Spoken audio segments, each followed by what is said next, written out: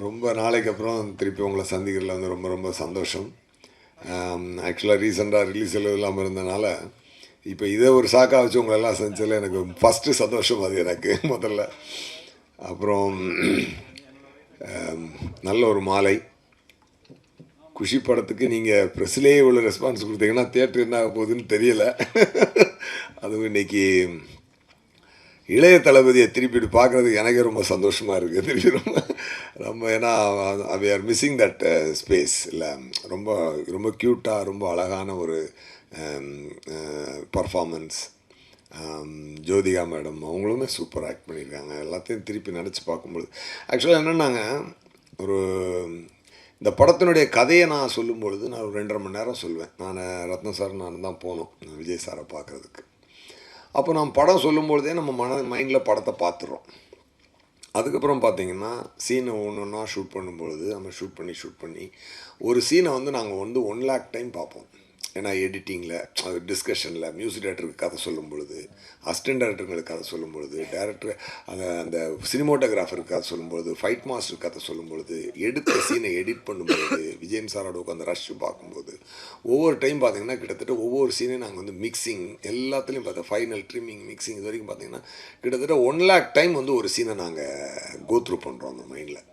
So அப்போ பார்த்து இருக்கும்பொழுது படம் ரிலீஸ் ஆகுறதுக்குள்ளே வந்து பார்த்திங்கன்னா அந்த டைரக்டருக்கு இந்த படம் வந்து என்னது நல்லா இருக்கா நல்லா இல்லையா அதுவே மறந்துடும். அந்த அளவுக்கு நாங்கள் ஆகிடுவோம். ஏன்னா ஒரு 100 தடவை பார்த்த ஒரு சீனால் ஆகிடுவோம். அதனால் அதுக்கப்புறம் தியேட்டரில் ஆடியன்ஸோடு போய் ஆடியன்ஸ் ரசிக்கிறதும் கைத்தட்டுறதையும் பார்த்து பரவாயில்ல நம்ம நினச்சது கரெக்டாக இருக்குது அப்படின்னு தான் பார்க்க முடிஞ்ச வெளியேற ஒரு ஆடியன்ஸாக நாங்கள் ஒரு மேக்கர் வந்து அந்த படத்தை என்ஜாய் பண்ணவே முடியாது ஒரு ஆடியன்ஸ். ஏன்னா ஆடியன்ஸ் வந்து ஃப்ரெஷ் மைண்டில் வருவாங்க, அவங்களுக்கு எதுவுமே தெரியாது. ஒரு ஆடியன்ஸாக ஃபஸ்ட்டு என்ஜாய் பண்ணுவாங்க.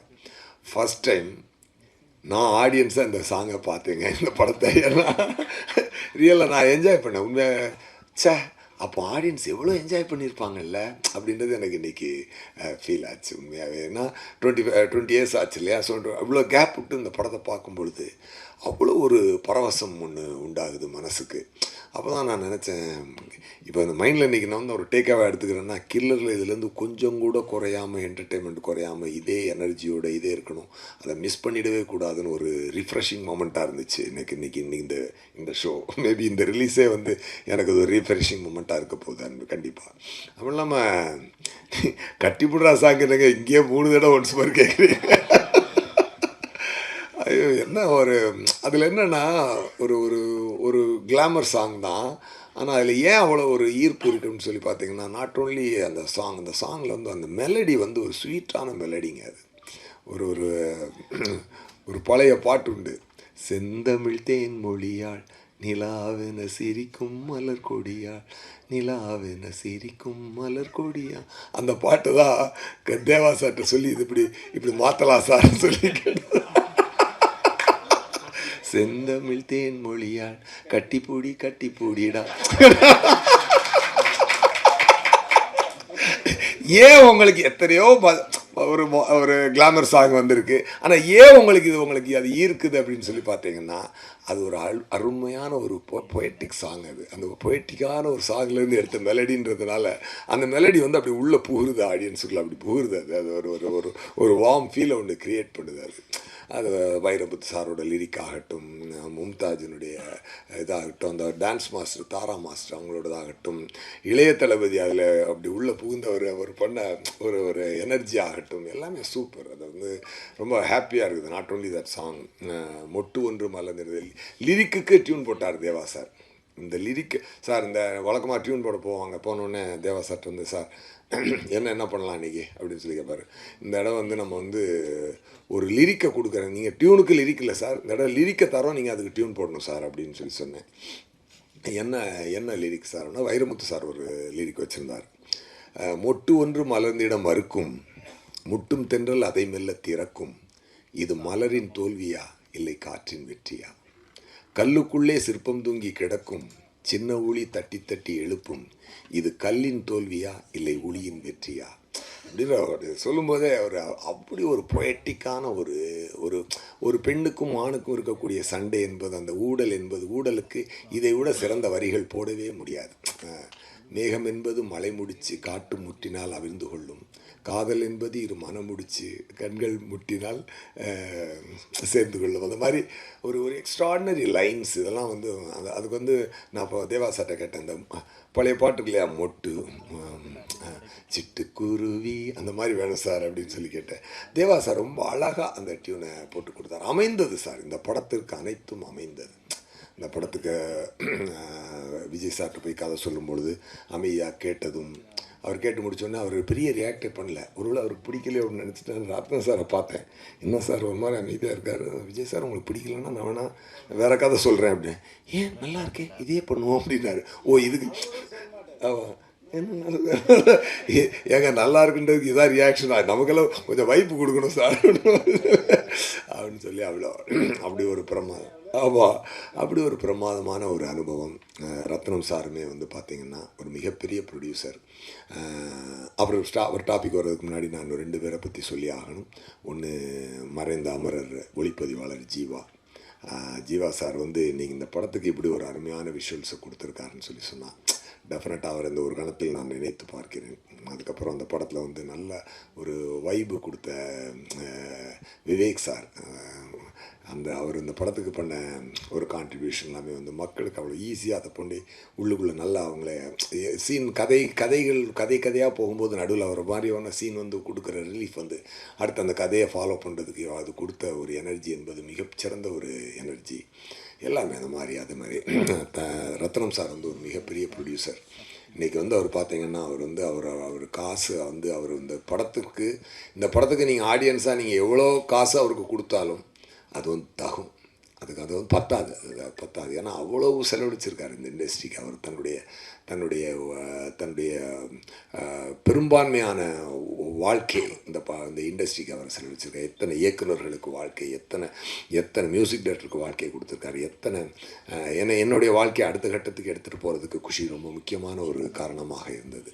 இன்றைக்கி வந்து நான் தெலுங்கில் நடிக்கிறேன் இதெல்லாம் சொல்லி வந்தாலும் இன்றைக்கி நான் போகும்போது நான் தெலுங்கில் எனக்கு ஒரு ரெப்புடேஷன் இருக்கிறதுக்கு ஒரு முக்கியமான காரணமாக இருந்தது அந்த குஷி தெலுங்கில் எடுத்தது. கண்டிப்பாக அதுக்கு வந்து நான் ரத்னம் சாருக்கு என்றைக்குமே நான் நன்றி சொல்லுவேன். டெஃபினட்டாக ஒரு சிறந்த ஒரு கேட்டை ஓப்பன் பண்ணி கொடுத்து என்னுடைய கலை தீனிக்கு வந்து ஒரு அடுத்த கட்டத்திற்கு கொண்டு செல்லக்கூடிய ஒரு படமாக இந்த குஷி அமைந்தது. அதுக்கப்புறம் வந்து நான் என்றைக்குமே வந்து டைரக்டர் ஆகணும்னு இண்டஸ்ட்ரிக்கு வரவே இல்லை. நான் வந்து நடிகனானு வந்ததுனால தான் உங்களுக்கே தெரியும். பட் அதனால தான் அதுக்கப்புறம் நான் டைரக்ஷன் நிப்பாட்டிட்டு ஆக்டிங்கில் வேறு எப்படி போயிட்டது. பட் இப்போ நான் திரும்பி பார்க்கும் பொழுது இதில் இவ்வளவு அதான் சொல்லேன், ஆடியன்ஸாக நான் இன்றைக்கி ஆடியன்ஸாக இந்த சின்ன ட்ரெய்லரையும் இந்த 2 சாங்கையுமே ரசித்தேன். அப்போ கண்டிப்பாக படம் எவ்வளோ ஒரு எனர்ஜியோடு வந்திருக்குன்னு பார்க்கணும். இது ஒன்றே என்னென்னா சார், பிளெஸ்ஸிங் தான் சார். இது ஒரு நல்ல அமைந்த பிளெஸ்ஸிங். அன்றைக்கி பத்திரிக்கையாளர்கள் நீங்கள் கொடுத்த அன்பும் இன்றைக்கி அந்த ப்ரெஸ்ஸில் அன்றைக்கி நான் சந்தித்தவங்களாம் இன்றைக்கி அப்படியே பார்க்குற எல்லாரையும் ரொம்ப ரொம்ப சந்தோஷம். இன்றைக்கி புதுசான ஆளுங்களும் வந்திருக்காங்க. ஸோ குஷி மிகப்பெரிய கொண்டாட்டமாக இருக்க போகுது தியேட்டரில். அப்படி இல்லாமல் இன்றைக்கி ஆண்ட்ரூ சாரியா கூட வந்தார், என்னை பார்க்க ஆஃபீஸுக்கு வந்தார். வந்தவுடனே ஆண்ட்ரூ சார் வந்து அதில் வந்து இப்போது என்னை வச்சு வதந்தின்னு ஒரு வெப்சீரிஸ் பண்ணார். அது நல்ல ரீச் ஆச்சு ப்ரைமில். அதுக்கப்புறம் கொலைகாரன் டைரக்டர் என்னுடைய அசிஸ்டண்ட் அவர். ஸோ வாலியிலேருந்து என் கூட அசிஸ்டண்ட்டாக ஒர்க் பண்ணார். சரி வந்தார், சார் வாங்க சார் எனக்கு குஷி இதுதான் ஈவெண்ட் தான் போகலாம் அப்படின்னு சொல்லிட்டு. ஏன்னா எனக்கு தெரிஞ்சு ரீரிலீஸுக்கு தான் ஃபஸ்ட்டு ப்ரெஸ் மீட்னு நினைக்கிறேன். இல்லை ஃபஸ்ட்டு ப்ரெஸ் மீட்டு, அதுவே ஒரு நல்ல ஒரு அருமையான ஒரு ஹிஸ்டாரிக்கல் மொமெண்ட்டு தான் இது. டெஃபினட்டாக ஒரு அதுக்கு வச்சுருக்கேன். ஓ சூப்பர் சூப்பர் சூப்பர் சூப்பர். அதுவும் சூப்பர் படம் தான். அதனால சந்தோஷம்.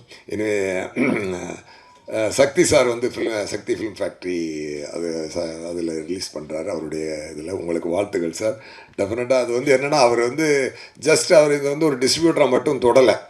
அவர் ஒரு ஃபேன் பாயாக, ஒரு லவ்வர் பாயாக அவர் வந்து இந்த படத்தை குஷி அவர் வந்து எங்களோட மனசுலேருந்து சந்தோஷமாக அவர் எடுத்துக்கொண்டு வந்திருக்கார். அதை I can feel it sir. அது உங்களுடைய எனர்ஜி என்னால் ஃபீல் பண்ண முடியுது. ரொம்ப ரொம்ப சந்தோஷம். அப்புறம் நம்ம குஷி படத்துடைய ஃபைனான்சியர் ரமேஷ் சாருடைய ஃப்ரெண்டு நம்ம முருகன் சார் அவரும் இங்கே வந்திருக்காரு. அவரும் தயாரிப்பாளர். ஸோ இண்டஸ்ட்ரியில் எவ்வளோ வளர்ச்சிகள், எத்தனையோ பேருக்கு ஒரு பாதையாக இருந்த குஷி. நமக்குமே இன்றைக்கி இது ஒரு தான் ரீஃப்ரெஷிங்காக பார்க்கும்பொழுது இனிமேல் இந்த மாதிரி நல்ல மக்களுக்கு வந்து அந்த சாங்ஸ், அந்த எனர்ஜியான சாங்ஸ், அதெல்லாம் மேகம் கருக்குது அந்த பாட்டு எல்லாமே ஸோ மக்கள் பயங்கரமாக என்ஜாய் பண்ண போகிறாங்க. டெஃபினட்டாக எவர் கிரீன் மூவி குஷி. அது இறைவன் கொடுத்த ஒரு வரம், இறைவன் கொடுத்த ஒரு அமைப்பு, நல்ல நல்ல விஷயங்களாக சேர்ந்து அமைந்தது.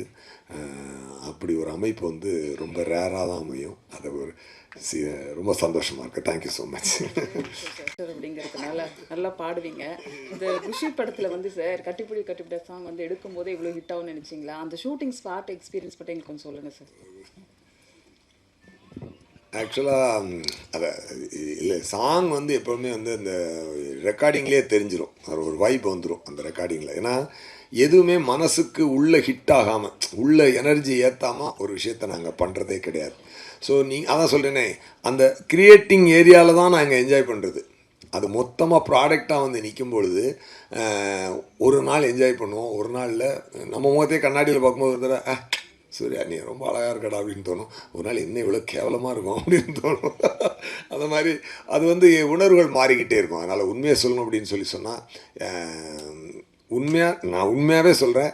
நான் இன்றைக்கி ஆடியன்ஸாக தான் குஷியை என்ஜாய் பண்ணி இங்கே உட்காந்து பார்த்தேன் நான் இந்த சாங்கை பார்க்கும்போது. ஏன்னா நானும் டிவியில் நிறைய டிவியில் வந்துடுச்சு, யூடியூப்பில் பார்க்குறோம். நம்ம யூடியூப்பு சோனியில் கனெக்ட் பண்ணிவிட்டு அப்புறம் அப்படி பார்க்குறோம். அப்போமெல்லாம் அது பெரிய ஸ்க்ரீனில் பார்க்கும்பொழுது இன்னும் அதோடைய டெஃபினட்டாக ஆடியன்ஸ் அதை என்ஜாய் பண்ணுவாங்க. இல்லை நீங்கள் கேட்ட கொஸ்டின் எனக்கு புரியுது. பட் என்னென்னா ஆமாம் இல்லை அதாவது என்னென்னா நாங்கள் எது பண்ணாலும் ஹிட் ஆகும் அப்படின்ற நம்பிக்கை எப்பொழுதுமே உண்டு. அது என்னென்னா நமக்கு உள்ளே ஹிட் ஆகிடுச்சுனாலே அது ஹிட் ஆகிடும், அவ்வளோதாங்க. அதனால் அது ஒன்று தான். பட் உண்மையாக அன்னைக்கு என்ஜாய் பண்ணதோட நான் இன்றைக்கி தான் ரொம்ப என்ஜாய் பண்ணேன். அதான் உண்மை. உங்கள் கொஸ்டினுக்கு அதான் ஆன்சர். 13 மணி நேரம்